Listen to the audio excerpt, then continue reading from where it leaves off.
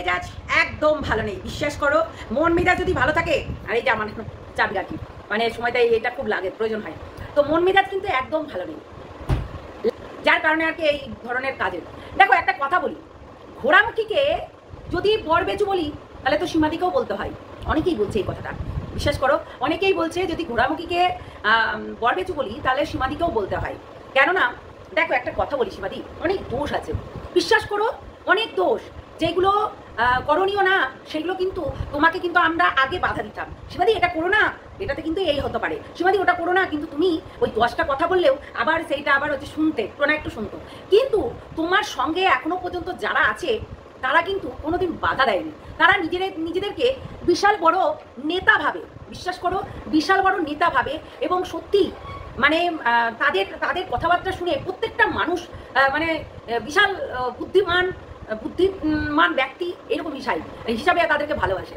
আচ্ছা একটা কথা বলো তো, দিদিভাই তোমাকে টাকা দিয়েছিল তোমার হাজবেন্ডের ট্রিটমেন্ট করার জন্য, দিদিভাই কি কখনো বলেছিল যে টাকাটা ফেরত দিয়ে দিও? না, বলেছিল তোমার যদি প্রয়োজন, সত্যি প্রয়োজন হয় তাহলে অবশ্যই বলতে পারো। কিন্তু একটা জিনিস, আমি কালকে তোমার এই লাইভের আমাকে ওই বললাম না অনেকেই অনেক কিছু পাঠায়, আমি ওই কথাটা শুনে মানে আমাদের স্ক্রিন রেকর্ডিং কেউ করে দেয়নি, আমি ওই কথাটা শুনলাম যে যেখানে তুমি বলেছো তোমার জমি বিক্রি করে তুমি নাকি দিদিভাইয়ের টাকাটা দেবে। আচ্ছা সীমাদি তোমাকে একটা কথা বলি, তুমি 4000 টাকার মূল্যটা দিতে পারছো তোমার জমি বিক্রি করে, ভাবো জমি বিক্রি করে 4000 টাকা দিতে পারবে আর পরের ট্রিটমেন্ট করাতে পারবে না? তাহলে জামাইবাবুর তো ট্রিটমেন্ট হয়ে যেত ওই জায়গাটা বিক্রি করলে, তাই নয় কি? তাহলে তুমি কিন্তু কারোর না কারোর কাছে, এবং তুমি তোমার আশেপাশের যে মানুষগুলো আছে সবাই প্রায় বড় লোক বেশ, মানে দেখে মনে হয়, তাহলে তুমি হয়তো তাদেরকে বলে কোথাও না কোথাও থেকে লোনের ব্যবস্থা করতে পারতে, তাই না? লোনের ব্যবস্থা করতে পারতে, যেহেতু তোমার হাজব্যান্ডকে বড় একটা জায়গায় ট্রিটমেন্ট করাতে নিয়ে গেছো, সেখানে কিন্তু বহুত টাকা লাগে, বেসরকারি জায়গা মনে হয়, যার কারণে এতগুলো টাকা লাগছে। তো আমি শুনলাম যে তুমি নাকি বলেছো যে দিদিভাইকে টাকা দিতে গেলে রীতিমতো 4000 টাকা দিতে গেলে জমি জায়গা বিক্রি করতে হবে, মানে হাস্যকর ব্যাপার। তাহলে জামাইবাবুর ট্রিটমেন্টের জন্য তোমাকে কিউআর কোড নাম্বার দিয়ে, গুগল পে নাম্বার দিয়ে পয়সা তুলতে হচ্ছে কেন? এটা আমার প্রশ্ন, বিশ্বাস করো, এই প্রশ্নটা আমি নিজে কালকে রাত থেকে বারবার করে নিজে প্রশ্ন করছিলাম যে কেন সীমাদি, তাহলে কেন তোমাকে হাত পাততে হবে লোকের কাছে, কেন নিচু দেখাতে হবে? ভাই তুমি এমন একটা মানুষ, সবার ঠ্যাং ড্যাশ করে দাও, ড্যাশের মধ্যে ড্যাশ করে দাও মানে কুচবি করে দাও, হ্যাঁ, তো সেইগুলো তুমি করে দিতে পারো। আর তুমি সত্যি তোমার মাথাটাকে নত করে তুমি রীতিমতো সবার কাছ থেকে ভিক্ষা চাইছো, সেটা কেমন লাগলো না? ধরো আমি মানছি একবার তুমি নিয়েছিলে, সেটা দিদিভাই আসার আগে, তখন নিয়েছিলে, আমরা দেখেছিলাম, আমরা প্রতিবাদও করেছিলাম, কোনো দরকারই পড়ে না যে তার কাছ থেকে নিতে। ধরো আমরা এখন মধ্যবিত্ত মানুষ, আমরা সরকারি হাসপাতালেই যাবো ট্রিটমেন্ট করাতে, আমরা কোনো এখানে ওখানে যাব না, ঠিক আছে, তো সেই জন্য আমরা কিন্তু সরকারি হাসপাতালেই যাব, তো সেখানে গিয়েই ট্রিটমেন্টটা করাবো। যে আমাকে আবার তোমার জামাইবাবুর করোনা হয়েছে, আর প্রত্যেকে তুমি ডাকছো, তুমি আসো, এখানে চলে আসো, এই হাসপাতালে চলে আসো, এই জায়গাটায় চলে আসো, এখানে চলে আসো। জানো তো করোনাটা কি জিনিস? রীতিমতো এই করোনার জন্য কিন্তু বহুত মানুষ শেষ হয়ে গেছে, বহুত মানুষ, পুরো পরিবার শেষ হয়ে গেছে। কার কখন কিভাবে বিপদ আসে বলাটা খুব মুশকিল, বুঝলে? তাই নিজেকে সতর্ক থাকতে হবে, সতর্ক রাখতে হবে। আর তোমার আশেপাশে যাদেরকে রেখেছো তারা রীতিমতো তোমাকে নিয়ে ভিউজ কামিয়েছে, বিশ্বাস করো, বলতে বাধ্য হলাম, তারা রীতিমতো তোমাকে দেখতে যায়নি কিংবা তোমার পাশে দাঁড়াতে যায়নি, রীতিমতো তারা কন্টেন্ট বানিয়ে ভিউজ কামিয়েছে। এবং তোমাকে এই কথাটা বলেনি যে সীমা তুমি এই কাজটা করতে পারো না, তুমি নাম্বার দিতে পারো না, তোমার জায়গা জমি আছে তো সেটা বিক্রি করে না হয় হচ্ছে করবে, আর আমাদের থেকে না হয় ধার নাও, তাই না?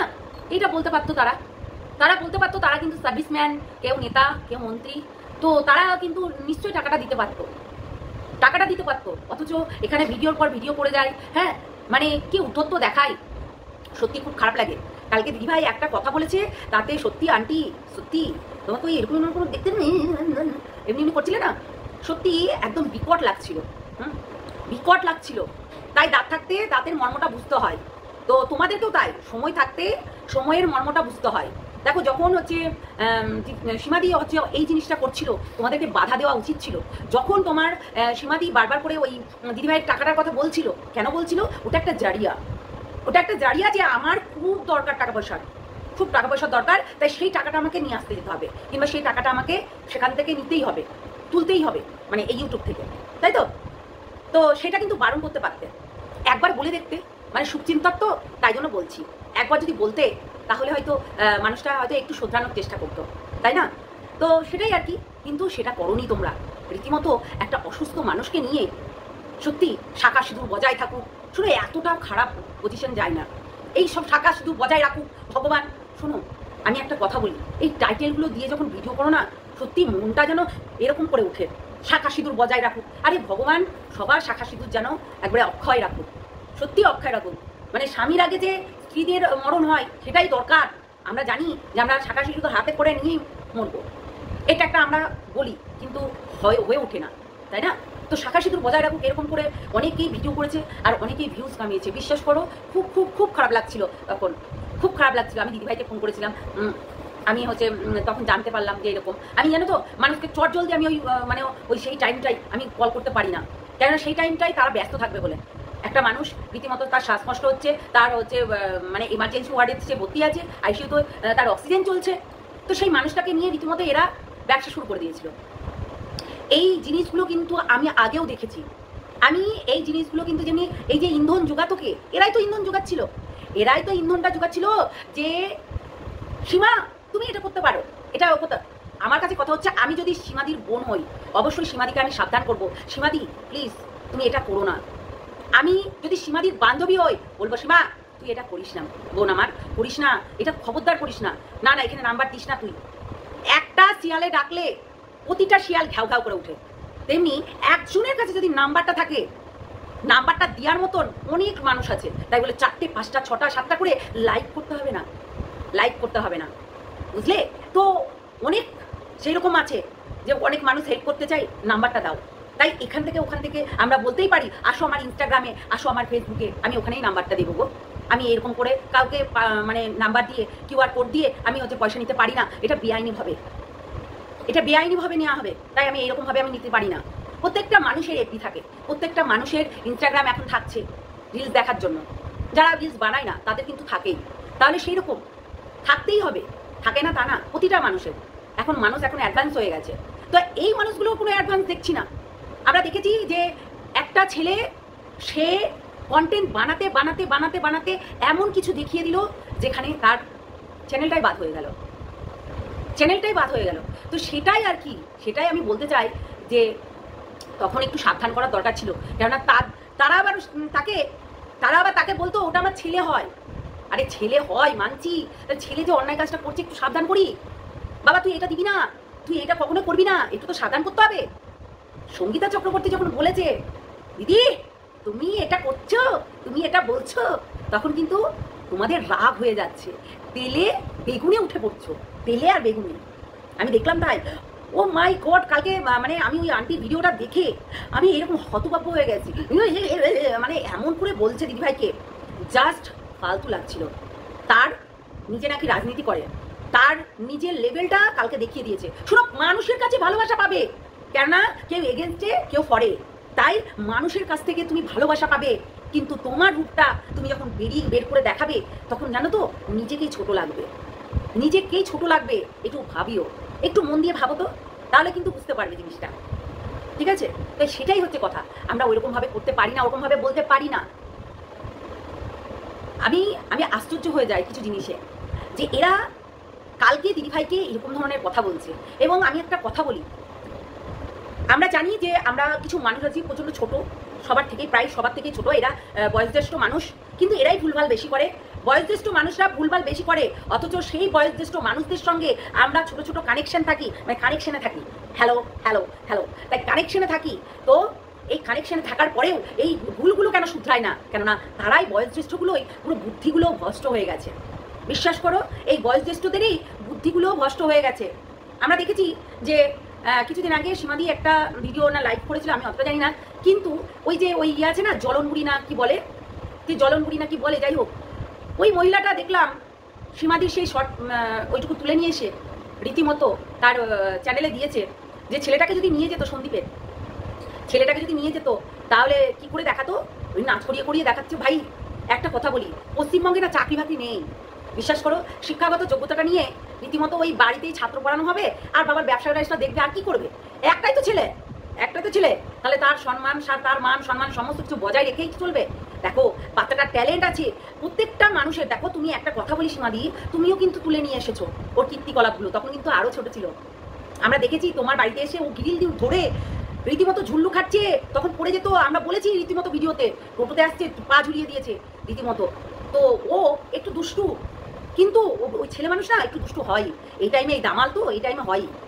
তো ও এখন ওই বাবা দেখে, বাবা তো দেখছে ইউটিউব করছে। আরে প্রত্যেকটা বাচ্চারা ইউটিউব করছে, বাচ্চা ইউটিউব করছে, বিশ্বাস করো। কি করবে? পশ্চিমবঙ্গে তো চাকরি বাকরি নেই, তো কি করবেটা কি? খেটে তো খেতে হবে। এক ইউটিউব করবে, আর 2 নম্বর হচ্ছে বাবার ব্যবসা সামলাবে, তাহলে তো হয়ে গেল। এটাতেই তো অনেক ইনাফ। কেন গ্রামে অনেক মানে প্রফিট থাকে, সত্যি কথা বলতে। কেন অত লাগে না। গ্রামে শাকসবজি যদি বানিয়ে, আমাদের শহরের মানুষ একটা ছুঁচ, একটা তুলো, একটা সব কিছু আমাদের কিনতে হয়, কিন্তু গ্রামের মানুষদের আরে ওই ওই চারকোনাচি একটু খুঁড়ে খুঁড়ে খুঁড়ে খুঁড়ে খুঁড়ে খুঁড়ে ওই সবজি লাগিয়ে দিলাম, হ্যাঁ, ওই জাল দিয়ে ঘিরে দিলাম, ব্যাস ওই সবজিগুলো তুলে আমরা খেয়ে নিতে পারবো।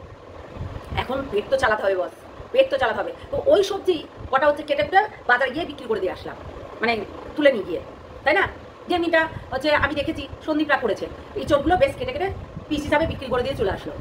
তো এরকম গাছগাছালি থাকলে না সুবিধাই সুবিধা, বিশ্বাস করো। আমার বাবা যখন নেভিতে চাকরি করতো কম টাকা পেতো, কিন্তু আমাদের এই যে এতগুলো ভাই বোন, তারপর আরও হচ্ছে সব লোকজন যারা মানে আসতো আমাদের বাড়িতে, তারাও খেত। আমাদের পুকুর চাষ, বিশ্বাস করো, আমাদের ওই পুকুর নিয়ে ছিল, বিশাল মাছ আর ঘরের সবজি, আর চালটা আমরা হয়তো কিনে খেতাম, চাল লবণ তেল এটা হয়তো কিনে খেতাম। তাছাড়া অনেক কিছু যায় যেগুলো আমাদের সবজি মবজি লাগানোই হতো, বাবা লাগিয়ে দিয়ে চলে যেত। আলুটা সারা বছরের আলু, পেঁয়াজগুলো লাগানো হতো না, এগুলো কিনে খেতে হতো। তো সেই রকম, বুঝেছো? তেমনি এই জিনিসগুলো তোমরা বলো না। যেমনি সন্দীপের আজকে তুমি এগেনস্টে গিয়ে কথা বলছো দেখি, এই কথাটা কিন্তু ওর দিদি বলে গেছিল যে তুই যেই হচ্ছে কি আমার দালাল, না ও দালাল বলেনি, এজেন্ট, যেই এজেন্টটাকে রেখেছিস সেই এজেন্টটা আজকে তোর হয়ে কথা বলছে। 2 দিন পর তুই একটু বেঁকে বস, তোর এগেনস্টে গিয়ে কথা বলবে। তুমি সেটা সত্যি করে দিলে।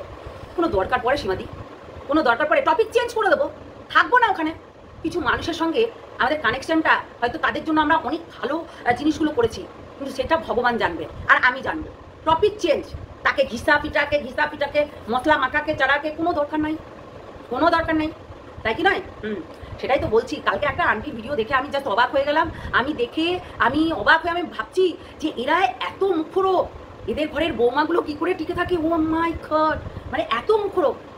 ভাই চুন থেকে পান থেকে খসতেই দিমাগ গরম হয়ে গেল, তাই এসে ভাট বকে চলে গেলাম। কিন্তু সে যে একটা সম্মানীয় ব্যক্তি, তাকে যে আমাকে সম্মান করতে হবে, কিন্তু সে দেখো তাকে সম্মান করে সে কিন্তু কল করেছিল।